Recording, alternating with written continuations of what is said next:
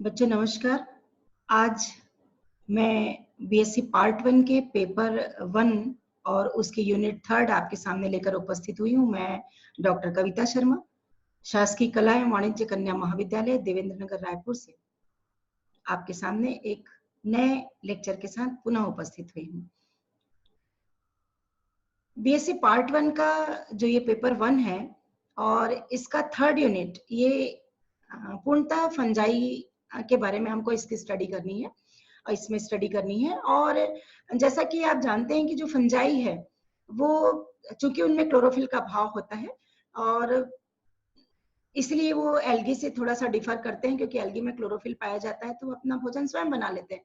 लेकिन फंजाई में वो बात नहीं रहती कि वो अपना भोजन बना सके, तो वो दूसरों पर आश्रित रहते हैं, चाहे वो मृतोपजीवी के रूप में हो, चाहे परजीवी के रूप में हो, चाहे सहजीवी के रूप में हो। इन्हें सेप्रोफाइट्स हो या कहना चाहिए पैरासाइट्स हो या सिम्बियोन्ट्स फॉर्म में पाए जाए। इन्हें बहुत अधिक मात्रा में हम देखें तो फंजाई जो होते हैं वो हेटेरोट्रॉफ्स होते हैं, भिन्न भिन्न मोड्स पर वो भोजन का कार्य करते हैं।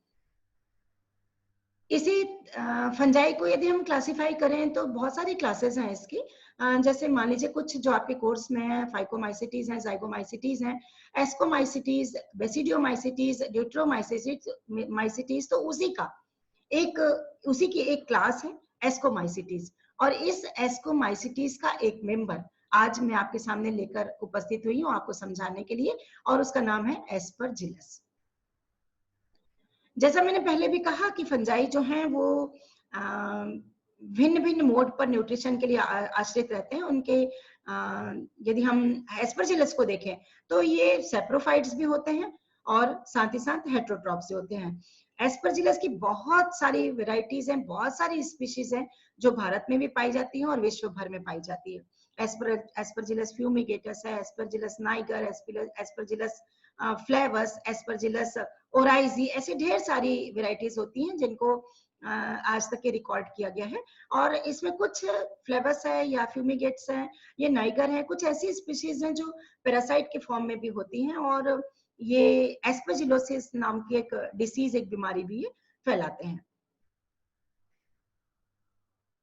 सेप्रोफाइट के रूप में बहुत अधिक मात्रा में जो एस्परजिलस रहते हैं वो चाहे एनिमल डंग हो या कोई सड़ी गीली सब्जियां हो या अचार, जैम, जेली, अचार, मुरब्बा हो, उन पर ये ग्रो कर जाते हैं और पूरी तरह से उनको बर्बाद कर देते हैं। चलिए हम देखते हैं कि एस्परजिलस कैसे क्या रहता है और किस प्रकार का उसका स्ट्रक्चर रहता है, किस प्रकार का रिप्रोडक्शन होता है, ये अब हम आपको बताते हैं।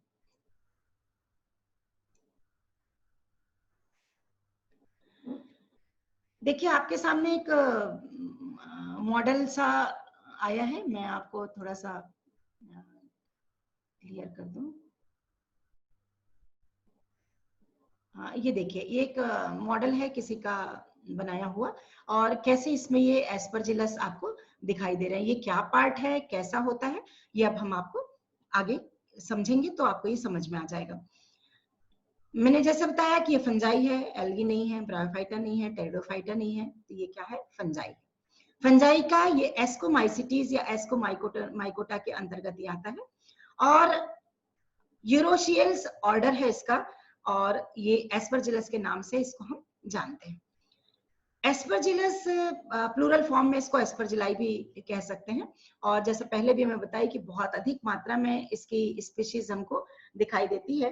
और यदि हम इसके एक माइसीलियम के बारे में आपको बताऊं मैं, जैसा मैंने पहले भी कहा कि क्लोरोफिल इसमें नहीं पाया जाता, और क्लोरोफिल चूंकि नहीं होता है तो ये स्वयं फूड नहीं बना सकते और किसी दूसरे मटेरियल पर ये फूड के लिए डिपेंड होते हैं।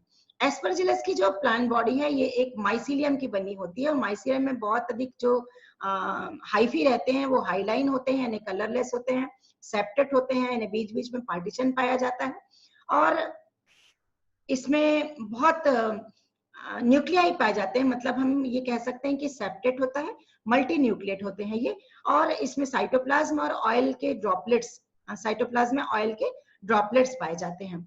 ये जो तेल की बूंदे हैं यही इनका भोज्य पदार्थ है, ये कोई किसी और प्रकार से ये इसमें भोजन स्टार्च के रूप में नहीं पाया जाता है।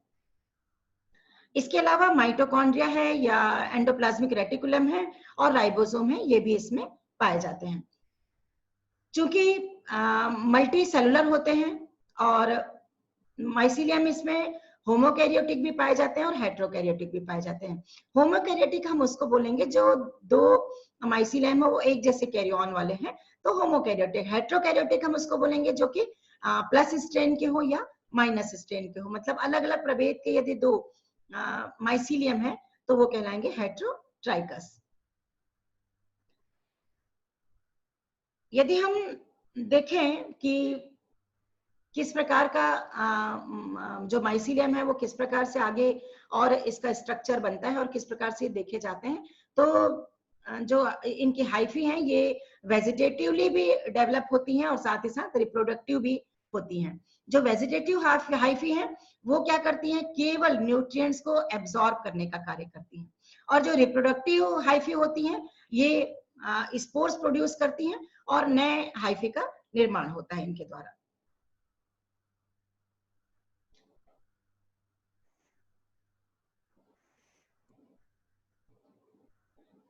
देखिए अगले क्रम में मैं आपको बता रही हूँ कि कैसा इसका माइसीलियम होता है, जो कि हमने पहले भी देख चुके कि एक्सटेंसिवली ये ब्रांच्ड होते हैं, सेप्टेट होते हैं। बहुत सी ऐसी कंडीशंस होती हैं जिसमें स्क्लेरोशियम भी इसमें पाया जाता है, यानी बहुत अधिक जो माइसीलियम है वो आपस में मिले हुए भी रहते हैं। रिप्रोडक्शन असेक्सुअल और सेक्सुअल दो प्रकार का रिप्रोडक्शन हम इसमें भी देखेंगे।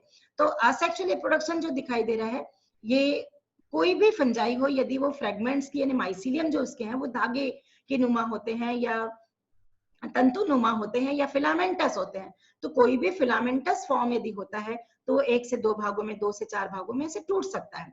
तो हर छोटा टूटा हुआ जो फ्रेगमेंट है वो फ्रेगमेंट एक नए माइसीलियम को बना देता है, ये वेजिटेटिव कहलाता है। यानी इसमें किसी प्रकार का कोई स्पोर नहीं लगा, कोई सेक्सुअल ऑर्गन्स नहीं लगे, यानी वर्धी प्रजनन हुआ इसमें। और चूंकि खंड खंड में टूट रहा है तो ये विखंडीकरण, यानी हिंदी में इसको विखंडीकरण और इंग्लिश में इसको फ्रेगमेंटेशन कहते हैं। कई फ्रेगमेंट्स में ये बट गया और हर बटा हुआ जो फ्रेगमेंट था वो नए एस्परजिलस को बना सकने की कैपेसिटी रखता था। तो इस प्रकार से इसमें वर्धी प्रजनन होता है। असेक्सुअल रिप्रोडक्शन जो इसमें देखें हम तो कुछ मेनली जो होता है वो कोनिडिया के द्वारा होता है और बहुत अधिक इंपॉर्टेंट है इसका ये पार्ट, आप लोगों को याद रखना चाहिए। ये जो कोनिडिया है ये कोनिडिया चेन्स में होते हैं और ये एक जो इरेक्ट हाइफी होता है, जैसा आप यहाँ पर देख रहे हैं, ये एक इरेक्ट हाइफी होता है, इसमें उत्पन्न होते हैं। कोई भी माइसीलियम जो है उस माइसीलियम में एक उल्टा टी शेप का फूड सेल बनता है। देखिए आपको दिख रहा है ये, है ना, ये जैसा हम इंग्लिश का जो टी है उसको उल्टा देख रहे हैं तो उस प्रकार का स्ट्रक्चर इसका दिखाई दे रहा है और इसको कहते हैं फूड सेल कहते हैं। इस फूड सेल से एक हाइफी, एक छोटा सा पार्ट ऊपर की ओर ग्रोथ करता है और इसको कहते हैं कोनिडियोफोर। कोनिडियोफोर यानी वो पार्ट जिसमें कोनिडिया लगेंगे, तो ये कोनिडियोफोर है। इस कोनिडियोफोर में हम देखें तो एक नीचे में पतला हमको पोर्शन दिखाई दे रहा है, एक पतली ट्यूबुलर रचना दिखाई दे रही है और ऊपर में इस प्रकार का ऐसा एक गोल वेसाइकल दिखाई दे रहा है। इस वेसाइकल में कुछ समय के बाद में कुछ ऐसे फिंगर लाइक, आप देख रहे हैं ना अंगुली के जैसे उभार दिखाई दे रहे हैं, तो फिंगर लाइक आउटग्रोथ हो जाती है या प्रोजेक्शंस हो जाते हैं और इसको हम स्टेरिगमेटा कहते हैं। ये जो स्टेरिगमेटा है, यदि इसके बाद में फिर स्टेरिगमेटा लग जाए तो ये पहला वाला जो रहेगा वो प्राइमरी स्टेरिगमेटा, सेकेंडरी स्टेरिगमेटा, टर्शरी स्टेरिगमेटा, इस प्रकार से स्टेरिगमेटा कई लाइंस में भी लग सकते हैं। यहाँ पर इस चित्र में केवल एक सिंगल आपको स्टेरिगमेटा का एक सीक्वेंस दिखाई दे रहा है। इस स्टेरिगमेटा पर आप देखिए कि एक छोटा छोटा सा उभार होता है और एक जो छोटा सा उभार है वो उसका कहलाता है कोनिडिया। आप देखिए इस वाले पोर्शन में पहले आप देखिए कि ये फूड सेल है और इस फूड सेल में एक छोटा सा उभार हुआ जिसको यंग स्टेज में है कोनिडियोफोर, और ये कोनिडियोफोर थोड़ा सा बढ़ गया, बढ़ा हुआ इसका ऊपर का जो पोर्शन है वो थोड़ा क्लब का या मुगदर के आकार का हुआ और इस प्रकार का एक वेसाइकल बनाया। तो ये देखिए ये वेसाइकल, इस वेसाइकल में ये छोटा छोटा सा उभार दिखाई दे रहा है, ये प्राइमरी स्टेरिगमेटा इसके हैं, है ना। और यदि इसी के ऊपर में और लग जाएंगे तो वो कहलाएंगे सेकेंडरी स्टेरिगमेटा, जो कि इस वाले चित्र में आपको और अच्छे से दिखाई दे रहा है। ये देखिए ये सेकेंडरी स्टेरिगमेटा, इसके नीचे जो आपको दिख रहा है वो प्राइमरी स्टेरिगमेटा, और ये बॉटल के जैसे जो ऊपर में दिखाई दे रहे हैं, ये सेकेंडरी स्टेरिगमेटा। इस सेकेंडरी स्टेरिगमेटा में देखिए इस प्रकार से एक छोटा सा उभार आया। ये उभार, ये यहाँ से देखिए आपको और क्लियर दिखाई देगा, ये जो बॉटल जैसा स्टेरिगमेटा है, इसमें एक छोटा सा उभार आया और इन दोनों के बीच में एक छोटा सा पार्टीशन हो गया। ये जो गोलाकार पार्ट है, ये इसका कोनिडिया है। अब इस कोनिडिया से दूसरा कोनिडिया फिर उत्पन्न हो रहा है, एक छोटा सा उभार फिर बना और उसी बॉटल शेप स्ट्रक्चर में एक छोटा सा उभार फिर बना और वो उभार में फिर वैसे ही हुआ कि बीच में एक पार्टीशन हो गया। आप देखिए अब ये जो दो कोनिडिया दिख रहे हैं, दोनों के बीच में एक छोटा सा पार्टीशन आपको दिखाई दे रहा है, जिसको हम एक सेप्टा कह रहे हैं। तो ऐसे ये जो कोनिडिया है, ये देखिए इस प्रकार से एकदम चेन में एक के ऊपर एक, एक के ऊपर एक, एक के ऊपर एक अरेंज होते जाते हैं, एक क्रम में लगते जाते हैं। और आप देखिए इस जगह पर लिखा हुआ है बेसिपिटल अरेंजमेंट। बेसिपिटल अरेंजमेंट हम उसको बोलते हैं जिसमें जो नया कोनिडिया है वो स्टेरिगमेटा से लगा हुआ, चिपका हुआ रहेगा, और जितने पुराने होते जा रहे हैं वो बाहर की ओर जा रहे हैं। यानी बेस में क्या है, नया कोनिडिया है, जो नया बन रहा है, जो न्यू है, वो बेस में है उसके, तो बेसिपिटल अरेंजमेंट इसको हम कहते हैं।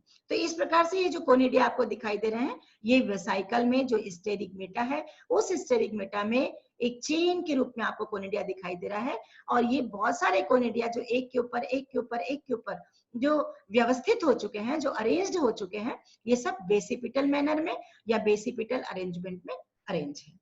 क्लियर है आपको? चलिए आगे बढ़ते हैं।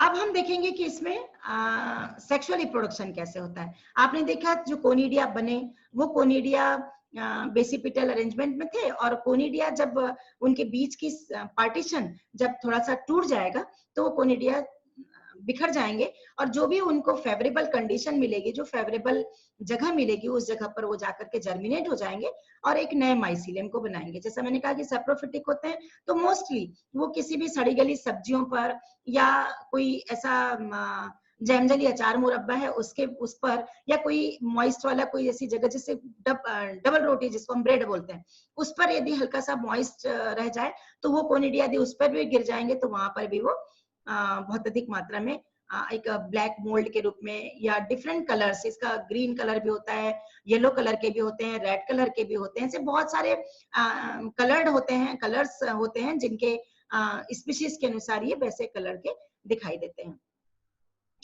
यदि ये कोनिडिया मान लीजिए कोई सड़े गले पदार्थों पर हो रहे हैं तो हम उसको मृतोपजीवी के रूप में जान रहे हैं, लेकिन कई बार ऐसा होता है कि ये कोनिडिया किसी पैरासिटिक फॉर्म में हो जाए और किसी ह्यूमन बींग्स को यदि कोई इन्फेक्ट कर दे तो उसको एस्परजिलोसिस नाम का एक बीमारी हो जाती है, और फिर उसको कुछ एंटीबायोटिक्स के द्वारा उसको दूर किया जाता है। और बहुत से एस्परजिलस जो होते हैं, मैक्सिमम एस्परजिलस के जो कोनिडिया होते हैं वो एयरबॉर्न होते हैं, एयर में पाए जाते हैं, और एयर के द्वारा वो इधर से उधर ट्रांसमिट हो सकते हैं और अपनी संख्या को बहुत अधिक मात्रा में बढ़ा सकते हैं। तो ये था असेक्सुअल रिप्रोडक्शन जो अभी आपने समझा। अब मैं आपको समझा रही हूँ सेक्सुअल रिप्रोडक्शन। अब आप देखिए कि जो सेक्सुअल या परफेक्ट स्टेज जो होती है, एस्परजिलस में जनरली वो परफेक्ट स्टेज बहुत रेयर रहती है, और चूंकि परफेक्ट स्टेज नहीं पाई जाती तो कई बार इनको फंजाई इम्परफेक्टाई भी कहा जाता है, यानी इम्परफेक्ट फंजाई के रूप में भी ये जाने जाते हैं। और देखिए आप यहाँ पर देख रहे हैं जो रिप्रोडक्शन का, जो सेक्सुअल रिप्रोडक्शन के लिए दो सेक्स ऑर्गन्स चाहिए होते हैं ना, जिनको हम मेल कहते हैं, फीमेल कहते हैं। आप देखिए ये जो इसका माइसीलियम है, जो हाइफी है, उससे इरेक्ट ऊपर की ओर ग्रोथ हुई है और एक छोटा सा पार्ट बना है, 1 सेल का, 2 सेल का या मैक्सिमम 3 सेल का एक ऐसा पार्ट दिखाई दे रहा है। ये इसके मेल पार्ट है, यानी ये विकसित होकर के मेल पार्ट, मेल ऑर्गन बनाएगा। और ये कि दूसरा और एक हमको यहाँ पर दिखाई दे रहा है, थोड़ा सा क्वाइल्ड होता हुआ जा रहा है ये, और ये एक फीमेल पार्ट बनाएगा। आप देखिए कि इसी नेक्स्ट वाले चित्र में इसको एंथेरिडियम नाम दिया गया है, जिसको मैंने मेल कहा था, जो छोटा रह जाता है, जो कुछ सेल्स का बना हुआ है। तो ये आपको दिखाई दे रहा है एंथेरिडियम। ये दूसरा सेक्सुअल पार्ट जो कि थोड़ा लंबा था और क्वाइल्ड होते जा रहा था, आप देखिए ये क्वाइल्ड होकर के पूरा दिख रहा है, ये है इसका फीमेल पार्ट। तो ये एंथेरिडियम और ये जो फीमेल पार्ट है ये आपस में एक दूसरे से उलझने लगते हैं, एक दूसरे से मतलब क्वाइल्ड हो जाते हैं, और जिस जगह पर ये आपस में मैच होते हैं या मिक्स होते हैं, उन जगह पर क्या होता है कि उनके बीच में जो जो उनके न्यूक्लियस है, वो न्यूक्लियस आपस में किसी एक पोर्शन पर आ जाते हैं। और ये जो फीमेल पार्ट है, इस फीमेल पार्ट को हम कह सकते हैं कि जो एस्कोगोनियम के नाम से भी हम उसको जानते हैं। अब आप देखिए कि जो एस्कोगोनियम है, इस एस्कोगोनियम में आपको एक नाम और दिखाई दे रहा है और वो है ट्राइकोगाइन। ट्राइकोगाइन जो होते हैं ये सिंगल सेल के दिखाई दे रहे हैं, और जो क्या कहना चाहिए कि जो टर्मिनल पार्ट है, जो ऊपर का जो शीर्ष का पार्ट है, वो उसका ट्राइकोगाइन कहलाता है। जो मिडिल पार्ट होता है उस मिडिल पार्ट को एस्कोगोनियम कहते हैं, और जो एस्कोगोनियम जो मिडिल पार्ट रहेगा उस एस्कोगोनियम में एंथ्रीडियम का न्यूक्लियस मिडिल पार्ट में और फीमेल न्यूक्लियस दोनों एक साथ उस जगह पर रहते हैं, जिसको एस्कोगोनियम के नाम से हम जानते हैं। और जो उसका बेसल पार्ट है उसको स्टॉक कहते हैं। आप देखिए मतलब तीन पार्ट हमको दिखाई दे रहे हैं फीमेल सेक्सुअल ऑर्गन में। एक है सबसे ऊपर का टर्मिनल पार्ट जिसको हम ट्राइकोगाइन कह रहे हैं, एक बेसल पार्ट है जिसको हम स्टॉक कह रहे हैं, और एक बीच वाला पार्ट है जिसको हम एस्कोगोनियम बोल रहे हैं। अब आप देखिए कि जिस जगह पर ये आपस में मिल रहे थे, और उस जगह पर चूंकि एंथेरिडियम का ऐसा बहुत ज्यादा ऐसे प्रमाण नहीं मिले हैं कि बहुत विकसित well developed male sexual part है इसका, तो एक छोटे से पार्ट के रूप में एंथेरिडियम के रूप में वो आपको दिखाई दे रहा है, आप जैसा इस जगह पर देख रहे हैं। अब ये जब दोनों के एक दूसरे के कांटेक्ट में आने से जब दोनों न्यूक्लियाई एक साथ एस्कोगोनियम वाले पार्ट में दिखाई दे रहे हैं, तो ये दोनों इन्हें मेल न्यूक्लियस भी और फीमेल न्यूक्लियस भी है, लेकिन कहीं भी इसमें कैरियोगेमी नहीं हो रही है। इसका मतलब क्या है कि केवल प्लाज्मोगेमी हुई है।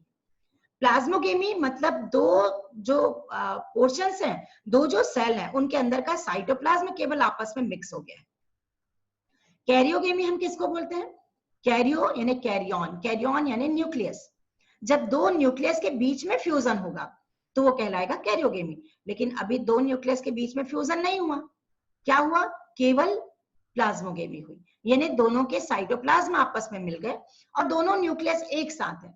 जब किसी माइसीलियम में ऐसे दो न्यूक्लियस रहते हैं जिसमें एक मेल है एक फीमेल है, यानी कैरियोगेमी नहीं हुई है, तो ऐसे को डाई कैरियन कहते हैं, दो कैरियन यानी दो न्यूक्लियस। तो ऐसा माइसीलियम बन जाते हैं, एस्कोगोनियम का वो पार्ट जिसमें दोनों न्यूक्लियस पाए जा रहे हैं, तो वो डाइकैरियोटिक हो जाता है। और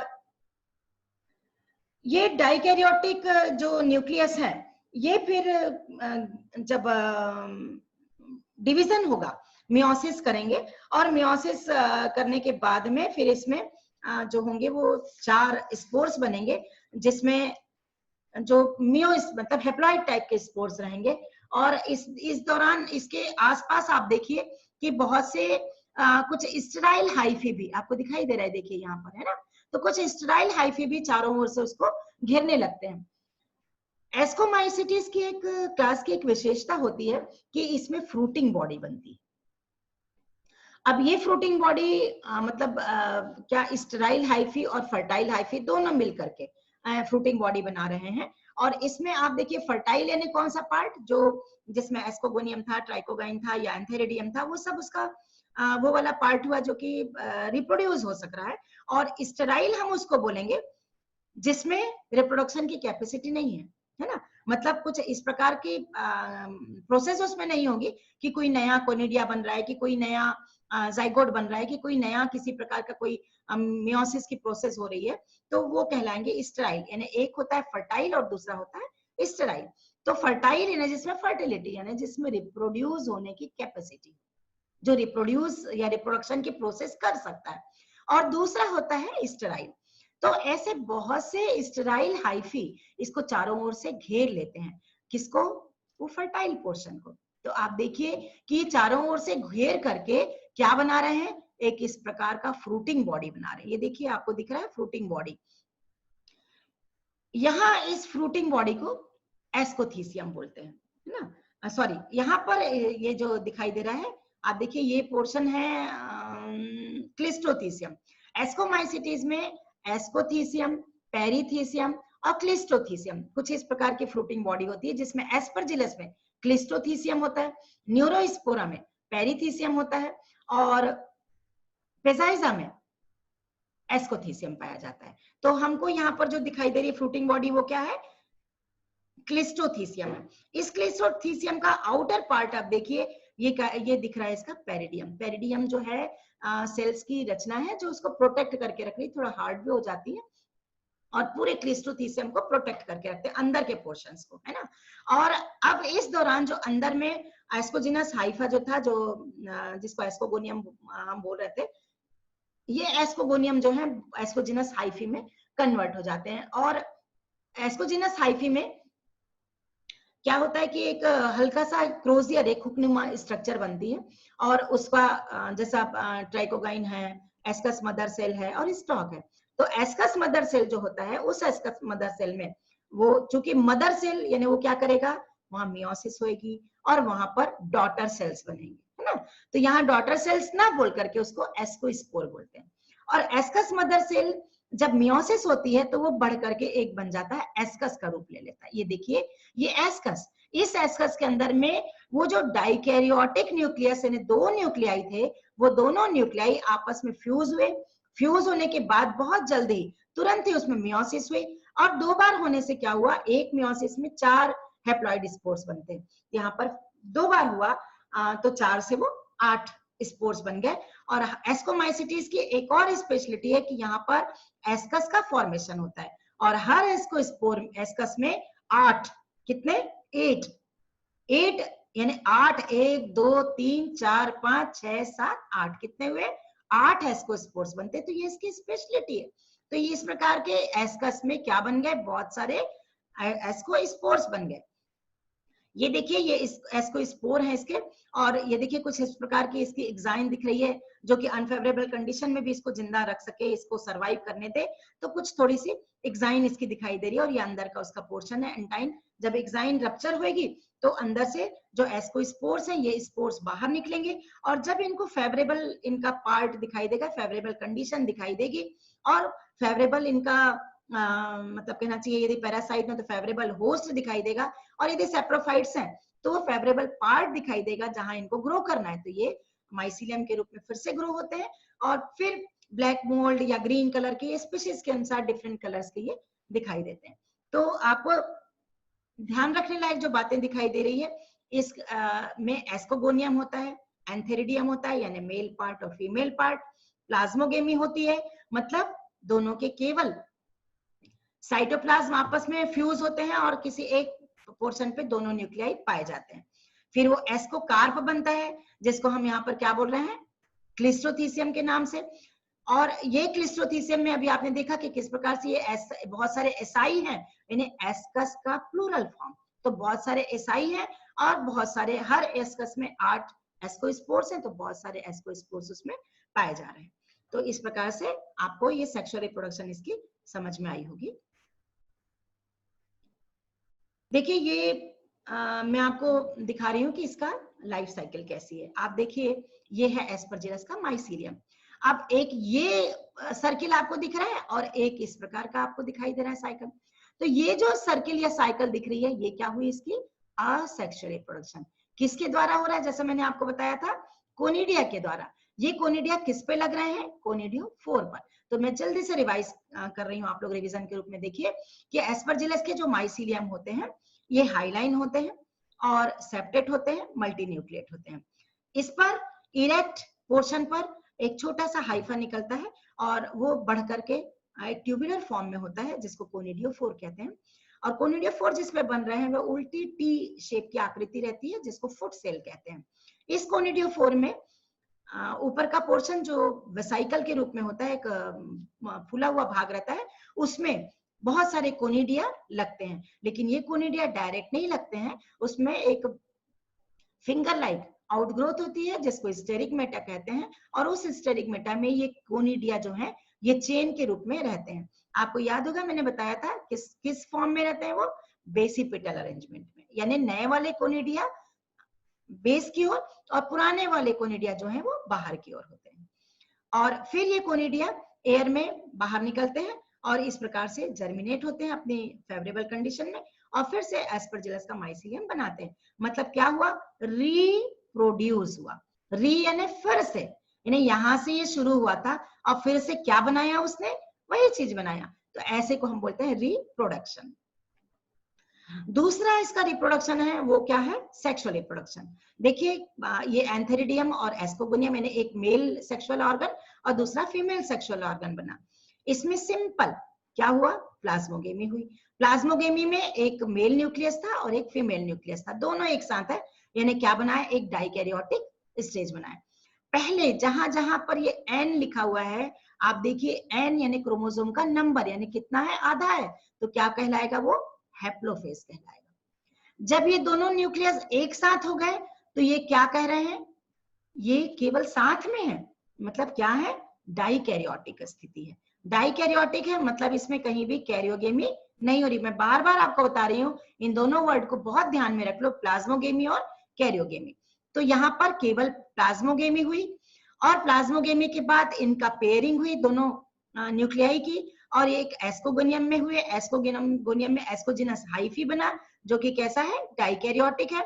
और ये डाइकैरियोटिक जो था एक पेनल्टीमेट सेल बनाया। इस पेनल्टीमेट सेल में फिर क्या हुई, एक कैरियोगेमी की प्रोसेस हुई। देखिए इस जगह पर, मतलब ये वाला पोर्शन पूरा क्या है, डाइकैरियोटिक फेज है।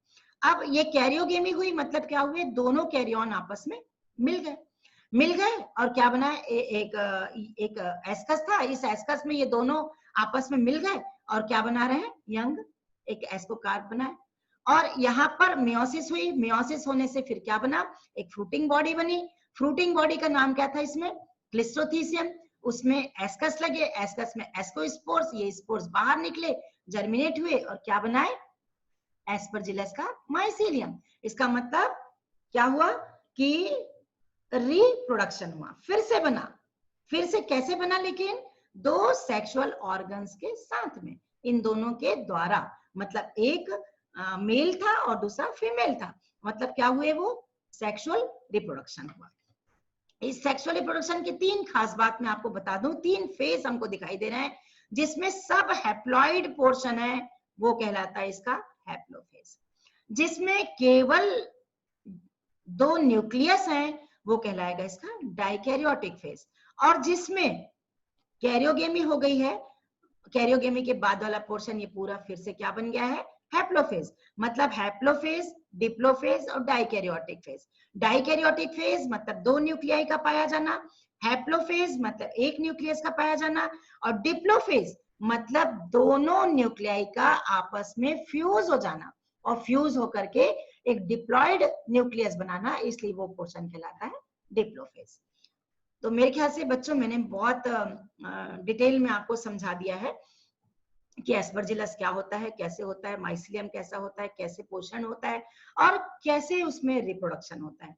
आप एक प्रश्न नोट करिए कि एस्परजिलस की फ्रूटिंग बॉडी को क्या बोलते हैं, और उसका डिटेल्ड आप मुझे स्ट्रक्चर अपने घर में बनाइए। और यदि किसी प्रकार की कोई क्वेरी हो, कुछ पूछना चाहते हो, तो यहाँ देखिए आप मेरा व्हाट्सएप नंबर दिया हुआ है और साथ ही साथ मेरी मेल आईडी दी हुई है। आप उस पर मुझसे कभी भी कांटेक्ट कर सकते हैं और कोई भी आपकी क्वेरी है वो आप मुझसे पूछ सकते हैं। Thank you.